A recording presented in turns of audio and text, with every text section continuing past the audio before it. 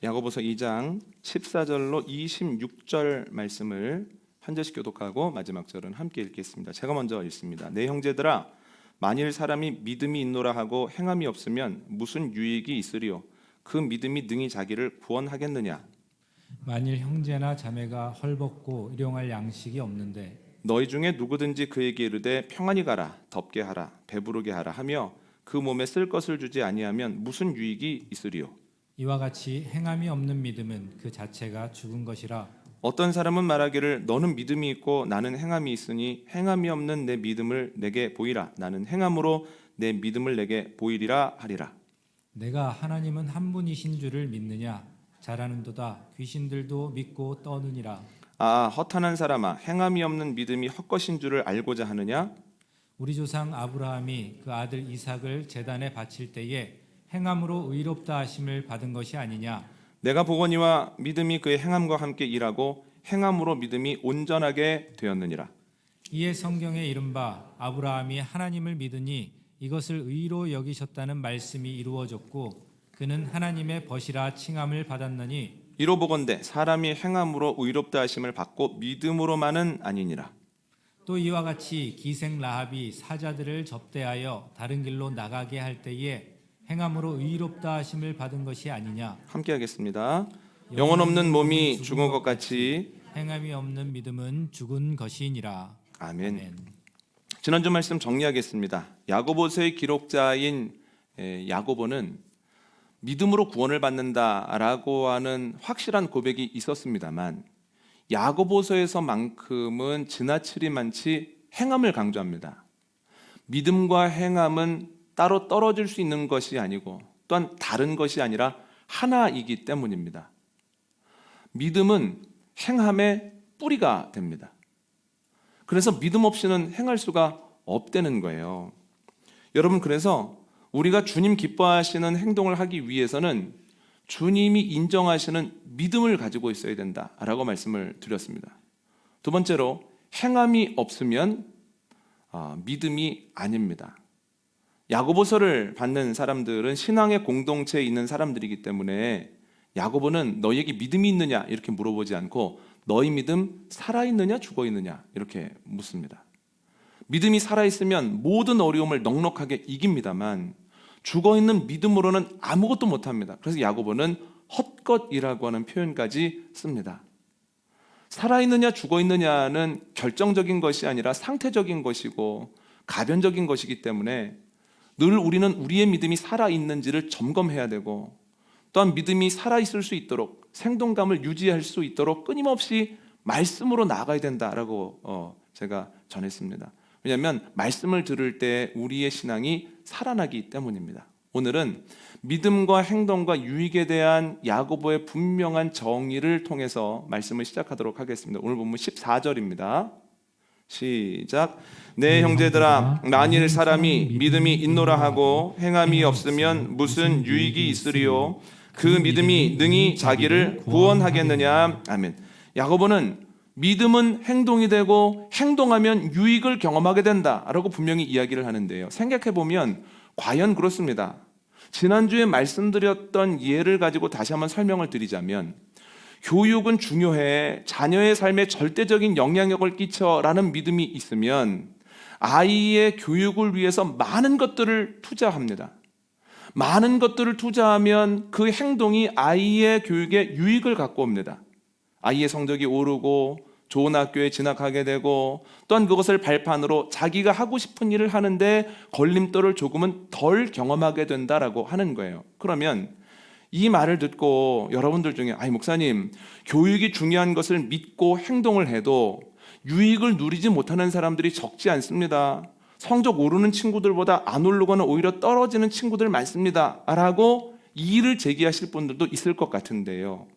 성적이 오르지 않는 경우에도 유익이 있습니다. 그렇게 노력을 해도 아이의 성적이 오르지 않고 떨어지면 아이를 정확하게 직시하게 됩니다. 우리 애가 머리는 좋은데 공부 방법을 모르는 게 아니었구나. 하나님께서 공부의 달란트를 안 주신 거구나 하면서 사람을 만날 때마다 우리 애는 머리는 좋은데 공부하는 방법을 몰라요 라고 하는 이야기를 안 하게 된다는 거예요. 그러면서 그것을 진짜 인정하는 순간 아이와 부모님이 함께 자유를 누립니다. 그리고 하나님께서 아무것도 주시지 않고 이 땅에 보내실 리는 없는데, 그렇다면 이 아이에게 하나님께서 주신 달란트는 뭘까 하는 생각을 가지고 찾게 되어지고, 아이가 하고 싶은 것에 대해서 부모님이 함께 기도하면서 힘써준다는 거예요. 그래서 우리가 예상하고 원하는 것들로 이루어지지 않은 유익이라 할지라도 반드시 행동에는 유익이 따릅니다. 어떤 아이가 무엇인가를 만졌는데 뜨거워서 약간의 상처를 입습니다. 뜨겁지 않을 거라는 믿음을 가지고 행동을 했죠. 이 아이의 행동에 유익이 있습니까? 예, 그렇습니다. 아이에게 상처의 흔적은 남습니다만 그 뒤로는 아이가 훨씬 더 조심스러워집니다. 비슷한 상황과 대상에 대해선 이거 조심해야 되는 거구나, 잘못하면 아프겠구나 하는 생각을 가지고 아이의 조심성이 늘어나죠.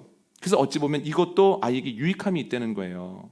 그가 얘기했던 대로 믿음과 행동과 유익은 연결되어 있습니다. 그런데 이것은 신앙에도 그대로 적용이 됩니다. 저는 오늘 본문을 준비하면서 열왕기하 5장에 나오는 아람의 장군 나아만이 생각이 났습니다.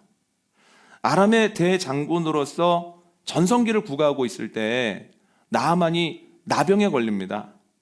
자기가 가지고 있는 모든 것을 가지고 회복해 보려고 했으나 불가한 거예요. 그때 자신이 포로로 잡아온 작은 여종을 통해서 사마리아에 있는 한 선지자에 대한 이야기를 듣습니다. 그를 만나면 나을 것 같다라고 하는 믿음이 생기는 거예요. 그래서 행동이 옮깁니다. 왕을 만나서 설명하고 왕에게 허락을 받고 많은 예물을 준비해서 사마리아에 있는 선지자 엘리사에게 갑니다. 아니, 이게 웬일입니까? 환영해 줄 알았는데 자신의 환부 위에 손을 얹고 기도해 주면서 막 나을 것 같은 그런 그 현상을 꿈꿨는데, 엘리사가 나아보지도 않고 대뜸 그 종이 나와서 얘기를 하는 거예요. 요단강에 가서 7번 몸을 씻으랍니다. 그럼 깨끗해진다는데요. 이 말을 듣고 나아만이 너무너무 화가 납니다. 나 돌아가 버려야 되겠다. 내 고향에 있는 강들이 훨씬 더 깨끗하다. 그랬더니 부하들이 이렇게 얘기를 하는 겁니다. 아이, 장군님, 어려운 걸 시켰더라도 하셨을 텐데 쉬운 거 시켰다고 안 하시면 어떡합니까? 그리고 직접 나와서 얘기하는 거하고 또한 그 종이 나와서 얘기하는 거하고 무슨 차이가 있겠습니까? 그 방법이 똑같다면 누가 얘기해도 나올 겁니다. 이러지 마시고 한번 요단강 가서 몸을 씻어보시라고. 그 부하들의 이야기를 듣고 나서 그의 믿음이 회복됩니다. 그래서 요단강에서 목욕을 7번 하였을 때 그의 몸이 아기처럼 되죠. 믿음이 행동이 되고 행동이 유익을 가져온 겁니다. 저는 이 부분을 묵상하면서 옆에 있는 사람이 참 중요하구나. 선택의 순간에 내가 뭘 해야 될까를 고민할 때 믿음에 불을 붙이는 사람이 있는가 하면 믿음의 불씨를 꺼트리는 사람이 있습니다. 그래서 제가 기도해야 되는 것이 뭐냐면 만남의 축복을 달라고. 누군가를 만나서 이야기했을 때 믿음의 불씨가 막 살아나는 만남을 갖게 해달라고. 그리고 나도 누군가의 믿음의 불씨를 꺼트리는 사람이 아니라 믿음의 불씨를 살아나게 할 수 있는 데 사용되게 해달라고 기도해야 된다는 거예요. 나아만이 믿고 행동하였더니 회복이라고 하는 유익을 맛봤죠. 여러분, 그가 얼마나 좋은지 자신의 고향에서 가지고 온 많은 예물을 엘리사에게 드립니다. 그런데 엘리사가 받으려고 하지를 않아요. 그냥 가지고 가라는 거예요. 그래서 나아만이 내가 참 신이 하나님이라는 것을 알았고 내가 아람에 돌아가서도 하나님을 경배할 건데 그걸 위해 단을 만들 수 있도록 여기에 흙을 좀 달라고 합니다. 허락을 받은 이후에 노새 2마리에 이스라엘의 흙을 싣고 돌아갑니다. 그런데 이 모습을 처음부터 끝까지 게하시가 지켜보니 너무너무 아까운 거예요. 조금만 받지. 그래서 몰래 쫓아갑니다. 그래서 이렇게 얘기를 합니다. 장군님, 갑자기 우리 선생님에게 손님이 왔는데 도와줘야 될 형편입니다.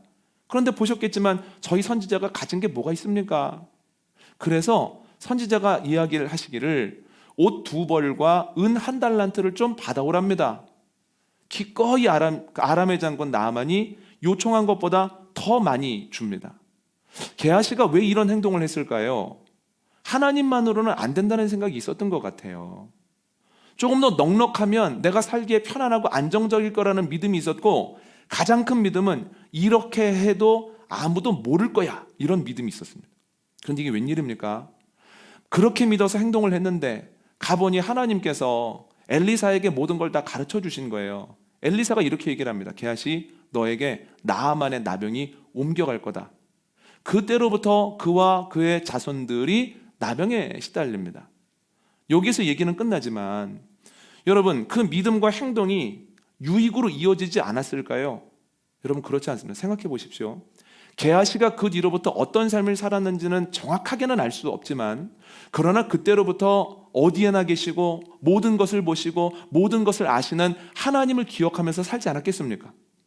사람이 없어서 자기 마음대로 하고 싶고, 또한 증명할 길이 없어서 거짓말을 하고 싶다가도 아이고 이래서는 큰일 나지, 하나님 여기도 계시고 보고 계시는데 이래서는 안 되지 하는 생각을 가지고 살아가지 않았겠습니까? 자신의 자녀들과 자손들은 본인과 같은 실수를 하지 않도록 계속해서 베델의 하나님에 대해서 가르치지 않았겠습니까? 그러니까 육체적으로 약한 것은 우리가 보기에 안타까운 일이지만, 그러나 영혼의 관점에서 하나님 모시기에 어떤 삶을 살아가느냐의 관점에서는 분명히 그의 실수도 유익이 되었다라고 하는 거죠. 제가 무슨 말씀 드리고 싶은 거냐면, 일상생활이나 혹은 신앙생활을 하는 데 있어서 믿음과 행동과 유익이라고 하는 도식은 아주 강력하다라고 하는 거고요. 이 세 가지가 유기적인 관계를 맺습니다. 행동과 유익을 통해서 믿음을 점검해 볼 수 있다는 거예요. 그래서 오늘은 두 가지를 생각해 볼 건데요. 첫 번째는 행동으로만 믿음의 유무를 알 수 있습니다. 예전에 저희 건물에 운동하는 곳이 있을 때 때때로 제가 가면 운동을 가르쳐 주시는 트레이너분들이 몇 분 계셨습니다. 그런데 저를 담당하는 트레이너분은 성격이 너무 좋으세요. 그래서 서로 친절하게도 가르쳐주고, 잘 안 되면 또다시 가르쳐주고, 잘하면 칭찬도 해주고, 너무너무 좋은 분입니다. 그리고 그분은 운동만 가지고는 안 된다고, 식사도 조절하셔야 된다고 식사법도 잘 가르쳐 주시는데요, 그분이 하는 말에는 신빙성이 가는데 안타까운 게 뭐냐면, 운동 자세를 가르쳐 주시지 않습니까? 그러면 그분 배가 저보다 더 나왔어요. 그래서 운동하는 법도 다 가르쳐 주시고 식사법도 다 가르쳐 주시는데 저분 배는 왜 이렇게 나왔을까? 그리고 두세 번 가르쳐 주신 다음에 힘든지 숨을 쉬면 배가 나왔다 들어갔다 해요. 그래서 제가 느낀 게 뭐냐면, 저분이 가르쳐 주시는 건 맞지만 저분이 운동을 열심히 하거나 혹은 본인이 가르쳐 준 대로 식사를 하지 않나 보다. 여러분, 운동이나 몸에 관한 것은 이야기만 하고 하지 않았을 때는 금방 드러나 버립니다. 그런데 문제는 뭐냐면 신앙적으로는 그렇지 않다는 거예요. 저희가 신앙생활을 하다 보면 가장 기본적인 기도나 말씀이나 예배나 예수 그리스도의 십자가에 대한 여러 가지 말들을 듣게 됩니다. 어떤 게 있나요? 기도는 호흡이다. 말씀은 양식이다. 예배는 능력이다. 예수는 해답이다. 이런 말들을 듣지 않습니까? 자꾸 듣다 보면 외워져서 다른 사람들이 고민을 할 때 그 이야기를 해줄 수 있다는 거예요. 기도해야 돼. 기도는 호흡이야. 기도는 호흡이니까 멈추면 안 돼. 라고 이야기를 하지만 실제로 그런 날을 알고 하는 것과 그것을 진정으로 믿는 것은 전혀 차원이 다른 문제라는 거예요.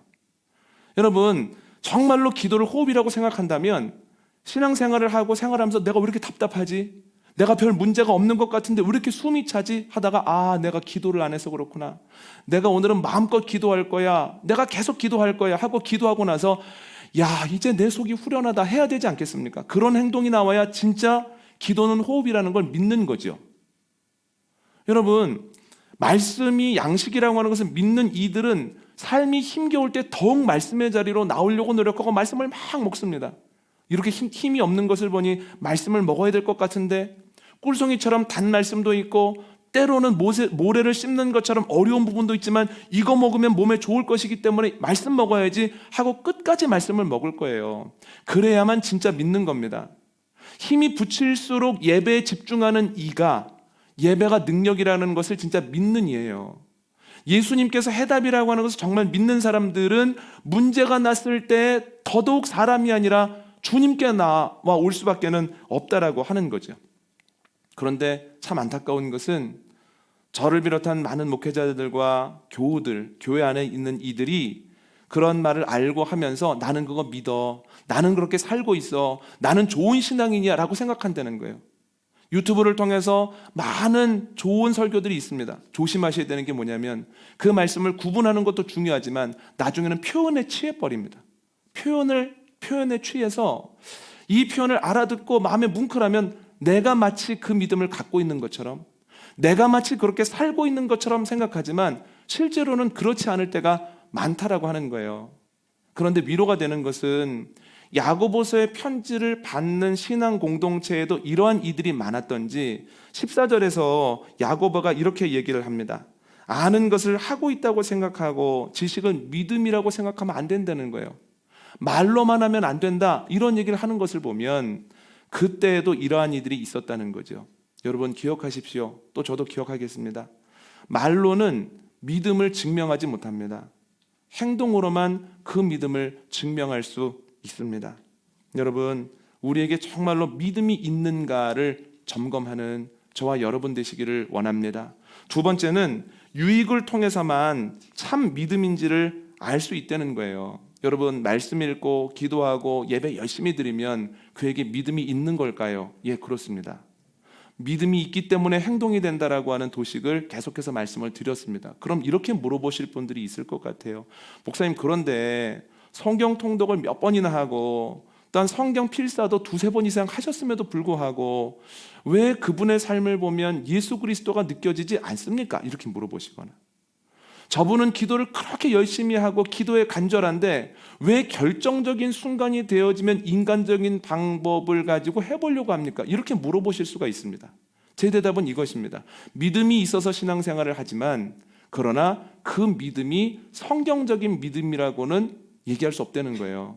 믿음이라고 다 믿음이 아니라 참 믿음이 있고 그렇지 않은 믿음이 있습니다. 그렇지 않은 믿음을 가지고도 충분히 열정적 신앙생활을 할 수 있다는 거예요. 예를 들어 이런 믿음입니다.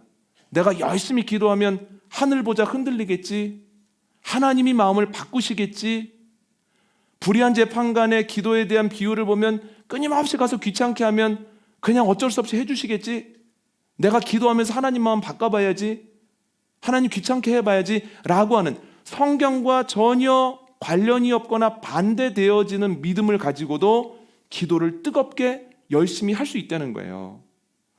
야, 예배에 빠지면 주중에 꼭 어려운 일 있더라고 하는 성경과 관련이 없는 믿음을 가지고도 예배에 한 번도 안 빠질 수 있습니다. 헌금을 안 하면, 내야 될 헌금을 하지 않으면 그만큼 경제적 손해를 보거나 그거에 몇 배 되는 손해를 보더라고 하는 믿음이 있어도 헌금 생활 열심히 할 수 있다라고 하는 거예요. 그 믿음이 참 믿음 아니어도 신앙생활은 얼마든지 열심히 할 수 있습니다. 그래서 우리가 그날에 주님을 만나게 되면 주님께서는 네 안에 믿음이 있느냐 이렇게 물어보시기보다는 네 안에 있는 믿음이 참 믿음이냐, 내가 기뻐할 만한 믿음이냐 라고 하는 것을 물어보실 겁니다.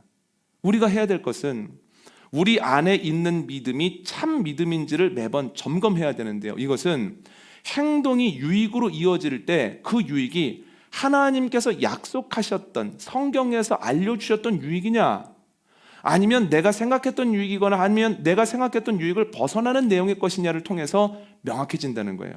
성경에서 약속한 참 믿음의 유익은 2가지입니다. 오늘 본문엔 2가지만 나오는데요, 첫 번째는 뭐냐면 평안입니다. 평안. 오늘 본문을 보면 야고보는 창세기 22장에 나오는 사건을 언급합니다. 하나님께서 100세 때 얻은 아들을 번제로 바치라고 했을 때 아브라함이 바쳤다는 거예요. 그 믿음에 합당한 행동을 했다는 겁니다. 그런데 여러분, 그가 가지고 있던 믿음이 뭘까요? 어떤 믿음이 있었기에 모리아산까지 가서 아들을 번제로 드리려고 했을까요? 한번 읽어볼까요? 히브리서 11장 17절로 19절입니다. 시작. 아브라함은 시험을 받을 때 믿음으로 이삭을 드렸으니 그는 약속들을 받은 자로 돼 그 외아들을 드렸느니라. 그에게 이미 말씀하시기를 내 자손이라 칭할 자는 이삭으로 말미암으리라 하셨으니 그가 하나님이 능히 이삭을 죽은 자 가운데서 다시 살리실 줄로 생각한지라. 비유컨대 그를 죽은 자 가운데서 도로 받은 것이니라. 아멘. 아브라함은 자신이 아들을 번제로 드려도 다시 살리실 거다, 이 믿음 가지고 드렸다는 거예요. 그러면 이 믿음이 과연 성경적인 거냐는 거예요. 과연 이 믿음이 하나님을 기쁘시게 할 만한 믿음인가? 근거가 있는가? 근거가 있습니다. 창세기 15장을 보면 하나님이 약속하셨음에도 불구하고 너무 자녀가 안 생기니까 하나님께 나아가 묻습니다. 하나님, 제 상속자는 다메섹 사람 엘리에셀입니까? 그랬더니 아니, 네 몸에서 날 자야. 그 믿고 있는데도 또 안 생기는 거예요. 그래서 내 몸에서 난다고 했으니 내가 몸종을 통해서 얻어도 하나님이 그에게 언약을 세우시겠지. 하갈을 통해서 이스마엘을 낳는데 아니라는 거예요. 99세 때 하나님이 아브라함과 사라를 찾아오셔서 말씀하십니다. 내년 이맘때에 너희가 아들을 낳을 것이다. 그랬더니 사라는 속으로 비웃고 아브라함은 하나님을 도발합니다. 됐습니다. 그냥 이스마엘이나 하나님 앞에서 살게 해주십시오. 저는 마음 접은 지 오래됐습니다. 그랬더니 하나님께서 뭐라고 말씀하시냐면 아니다. 아들을 낳을 거다. 그 이름을 이삭이라고 해라. 그를 통해서 내가 언약을 다시 세울 것이다. 이 세 가지를 얘기해 주세요. 그러니까 이삭을 통해서 하나님의 역사가 이어져 간다는 거예요. 그래서 이삭이 나를 이은 상속자구나 라고 하는 생각을 아들 낳기 1년 전부터 하고 있었던 겁니다. 그래서 아브라함이 창세기 22장을 보면 어떤 생각을 하냐면 이삭의 물음에 대해서 거기에 가면 하나님이 번제물을 직접 준비할 거다 이거거나, 아니면 히브리서 11장을 보면 내가 만약에 번제를 드릴지라도 하나님이 그를 다시 살리실 거다라고 하는 믿음이 있었다는 거예요. 이 믿음은 하나님의 약속에 기반합니다. 제가 드리고 싶은 말씀은 아브라함이 자신의 자녀를 번제로 드리게 했던 그 믿음은 하나님의 약속에 기반한 참 믿음이라는 거예요. 그러면 참 믿음을 가지고 있었던 아브라함에게 주어진 성경적 유익은 무엇일까요? 여러분, 아이를 아주 늦게 낳으면 아이가 너무너무 귀합니다. 제가 몇 주 전에도 말씀드렸던 것처럼 15년 이상을 기다렸다가 아이를 낳으니 200일 동안 저녁에 잠을 자지 않아도 너무 행복하죠. 그런데 여러분, 아브라함은 100세 때 이삭을 낳았으니 얼마나 귀하겠습니까? 그런데 늦게 나오면 귀하다는 특징 이외에 또 다른 하나는 불안하다는 거예요. 너무너무 불안합니다. 게다가 하나면 더 불안하고요. 또한 그 아이가 강단이 있지 못하고 조금 성격이 부들부들하면 더 불안합니다. 이 세 가지 요소를 이삭이 다 갖고 있는 거예요. 늦게 낳고 한 명에다가 또 이삭의 성품이 부들부들하기 때문에 아브라함이 이삭만 생각하면 너무 좋다가도 또 이삭을 볼 때마다 불안한 마음이 너무 큰 거죠. 그런데 주님의 말씀을 믿고 모리아산에 가서 번제로 드리려고 합니다. 이때 일어난 사건이 뭐냐면 아브라함은 하나님께 이삭을 드린 겁니다. 그런데 하나님께서는 그 이삭을 받으시고 이삭은 여전히 아브라함 옆에 두셨습니다. 그러니까 그 모리아산 정상에서 일어난 일은 소유권의 이전이에요. 똑같이 이삭과 살고 이삭과 행복을 누리되 이삭의 소유권은 나한테 있어. 네가 바쳤고 내가 받았다라고 하는 소유권의 이전이 일어났습니다. 여러분, 하나님이 그의 소유를 왜 돌보시지 않겠습니까? 하나님이 생명 주시고 생명을 유지하는 데 필요한 것들을 왜 안 주시겠습니까?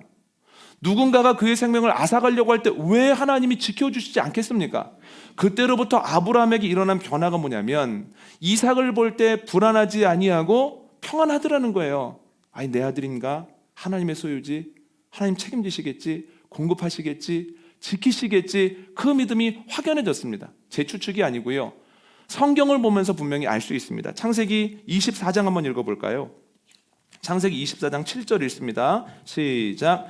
하늘의 하나님 여호와께서 나를 내 아버지의 집과 내 고향 땅에서 떠나게 하시고 내게 말씀하시며 내게 맹세하여 이르시기를 이 땅을 내 씨에게 주리라 하셨으니 그가 그 사자를 너보다 앞서 보내실지라 내가 거기서 내 아들을 위하여 아내를 택할지니라. 아멘. 며느리감을 구해오라고 신복을 보내면서 한 말입니다.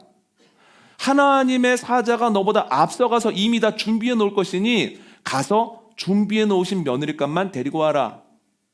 그런데 이런 말을 할 수 있는 이유가 지금까지 숱하게 먼저 가시는 하나님, 먼저 준비해 놓으신 여호와 이레를 반복적으로 경험했기 때문에 이번에도 주님이 먼저 가시며 준비해 놓으시며 지키실 것이라는 믿음이 아브라함에게 있었다는 거예요. 여러분, 참 믿음의 유익은 하늘로부터 오는 평안입니다. 여러분, 우리의 믿음이 참 믿음인지를 점검하려면 나에게 하나님 주시는 평안이 있는지를 점검해 봐야 된다는 거예요.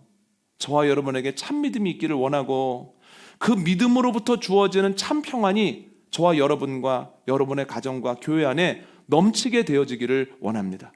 참 믿음을 가지고 있으면 남들은 이해할 수도 없는 평안을 누리게 된다는 거예요. 아우, 저분 너무 힘들겠는데, 저분 너무 어렵겠는데, 그때 평안으로 치고 올라와서 평안이 강처럼 흐른다라고 하는 거죠.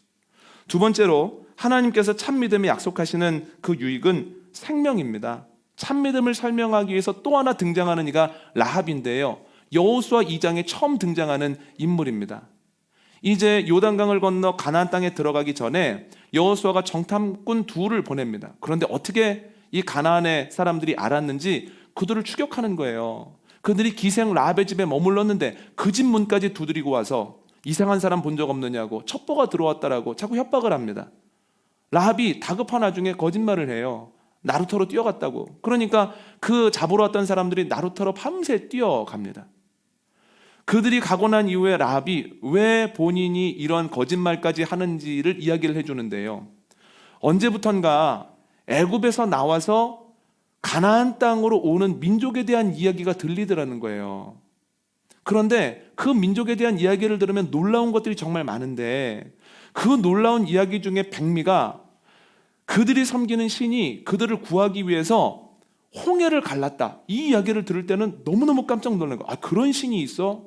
그럼 그 친구들이 우리 땅으로 와서 싸우게 되었을 때 우리는 어떻게 이겨야 되나 두려운 마음이 있었지만, 그래도 소문은 과장되기 마련이야 하고 참았다는 거예요. 그런데 그들이 자신의 코앞에 와서 요단 동편에서 아모리 왕 시혼과 바산 왕 옥과 싸우고 그들을 진멸시키는 걸 보면서, 이야, 이거 큰일 났구나, 이거 엄청난 일이 우리에게 벌어지구나, 우리는 끝이구나 라는 생각을 가지고 가나안 땅에 있는 사람들이 라합을 비롯해 모두 간담이 녹아내리더라는 거예요. 라합은 하나님만이 참신이다 라고 하는 것을 알게 되었습니다. 이런 얘기를 쭉 한 다음에 그 날에 진격해서 들어오게 되어지면 선대했던 나를 기억하고 나와 우리 가족 좀 살려줘라, 이렇게 얘기를 합니다. 그러면서 그들이 도망갈 수 있도록 창문에 밧줄을 내려줍니다. 그러니까 그들이 내려가면서 이런 얘기를 합니다. 그 날에 붉은 줄을 여기다 내려놓으십시오. 그러면 이 안에 있는 사람들은 무탈할 겁니다. 여러분, 뭐가 생각나십니까? 하나님의 말씀을 믿고 문설주와 임방에 피를 뿌리면 살아나게 될 것이다, 죽음이 지나갈 것이다 라고 하는 유월절 생각나지 않으십니까? 여러분, 라합은 살 수 있는 방법을 알았기 때문에 그렇게 합니다. 그랬더니 과연 살았습니다. 유월절도 마찬가지입니다. 이해가 되지는 않아도 그래도 믿음 가지고 문설주와 임방에 피를 뿌렸을 때 죽음이 그들을 이렇게 넘어뜨리지 아니하고 그 집을 넘어가더라는 거예요. 여러분, 우리도 동일한 것을 경험합니다. 우리가 십자가에 대해서 다 이해할 수는 없습니다. 부활에 대해서도 우리가 알 수 있는 없는 것 투성입니다만, 그러나 우리가 알고 있는 것이 있습니다. 그러나 우리가 십자가로 구원을 받는다고 하는 것과 또한 부활의 첫 열매 되신 예수 그리스도를 따라 우리도 부활할 것이다라는 믿음 가지고 행하면 그리스도의 날에 우리가 구원을 받게 될 것이다라고 하는 거예요. 그 날이 심판이 아니라 위로의 날이고, 우리가 주님의 왼편이 아니라 오른편에 서게 될 것이고, 염소가 아니라 양으로 분류될 것이고, 어두운 것에 쫓겨나는 것이 아니라 밝은 잔치상에 앉아 있을 거다라고 하는 거죠. 여러분, 우리가 바른 믿음 가지고 있으면 구원을 받는다고 하는 것을 기억하는, 생명을 얻는다고 하는 것을 기억하는 저와 여러분 되시기를 원합니다. 근데 이 얘기를 들으시고 그때까지는 알 수 없는 일 아닙니까? 이렇게 말씀하실 수 있을 것 같은데 한번 생각해 보세요. 라합과 정탐꾼들이 만나서 이야기를 나누고 살 수 있는 길을 알게 된 것이 여호수아 2장입니다. 여호수아 3장에 나타나는 사건은 이스라엘 백성이 기도하고 물을 밟아서 요단강을 건너는 거예요. 그러면 생각해 보세요. 라합의 이야기를 들으면 아주 멀리 떨어져 있는 홍해를 갈라서 이스라엘 사람들이 도하했다, 이것만으로도 간담이 녹아내리지 않았습니까? 그런데 코앞에 있는 요단강을 그것도 밟아서 건넜다라고 하면 여리고성에 있는 사람들의 두려움이 얼마나 컸겠습니까? 모든 사람들의 간담이 녹아내리는 거야. 야, 이제 우리의 삶은, 우리의 일상은 끝났구나, 이제는 깨졌구나. 그런데 단 한 명, 라합, 그리고 그의 가족만은 그 날이 두려움으로만 다가오는 것이 아니라 기대하는 마음으로 다가오더라는 거예요. 똑같은 사건인데 살 수 있다는 약속을 받았을 때에 그날을 맞이하는 자세가 달라진다는 거예요. 여러분, 우리는 모두 죽음을 경험할 수밖에는 없습니다. 죽음이라고 하는 것, 그 과정에 이르는 것은 우리의 몸과 마음에 무척이나 두렵고 또한 때로는 어색한 일이라는 거예요. 옛날에 할 수 있었던 일인데 왜 못하지? 옛날에는 자연스럽게 할 수 있었던 일인데 왜 뭔가의 도움을 받아야 되지? 하면서 계속해서 어색함을 경험할 수밖에 없습니다. 하나님의 사람들도 몸의 약함, 몸의 약해짐을 경험하죠. 그러나 차이가 있습니다. 그날은 살 수 있는 방법을 약속받은 우리에게는 단순히 죽음의 날이 아니라 구원의 날이요, 하나님을 만나는 날이라는 거예요. 그래서 동일한 것을 경험하면서도 다른 모습으로 살아갈 수밖에 없습니다. 대표적인 경우가 바울입니다. 한번 읽어볼까요? 고린도후서 4장 16절 말씀 읽습니다. 시작. 그러므로 우리가 낙심하지 아니하노니 우리의 겉사람은 낡아지나 우리의 속사람은 날로 새로워지도다. 아멘. 디모데후서 4장 6절로 8절로 읽겠습니다. 시작.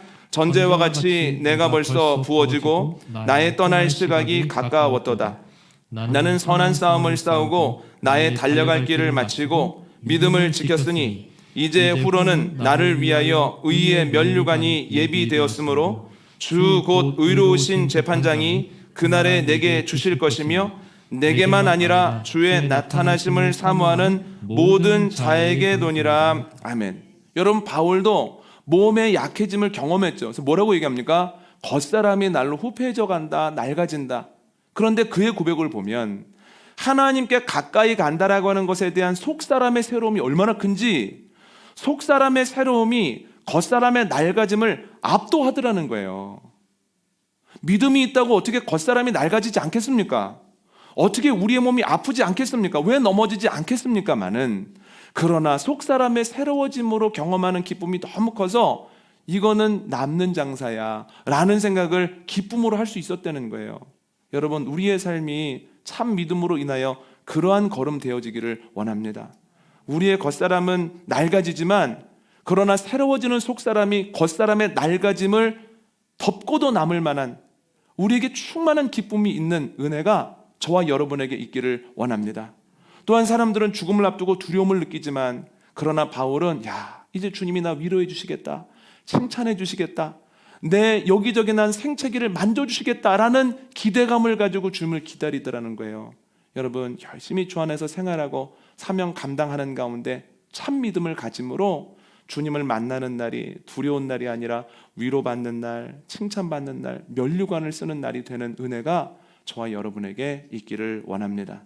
오늘 말씀 정리합니다. 믿음은 행동이 되고 행동은 유익이 됩니다. 근데 믿음은 행동과 유익을 통해서 점검할 수 있는데요. 첫 번째, 행동을 통해서만 믿음의 유무를 알 수 있습니다. 믿음은 말이 아니라 행동으로만 증명할 수 있습니다. 두 번째, 유익을 통해서만 참 믿음인지를 알 수 있습니다. 참 믿음이 있을 때 약속된 그리고 주어질 그 유익은 하나님께서 주시는 참 평안함, 그리고 하나님께서 주시는 그 생명으로 인한 날로 새로워지는 기쁨입니다. 참 믿음을 구하고 난 참 믿음을 선물로 받음으로 여러분들의 삶에 평안과 참 생명이 넘치게 되기를 원합니다.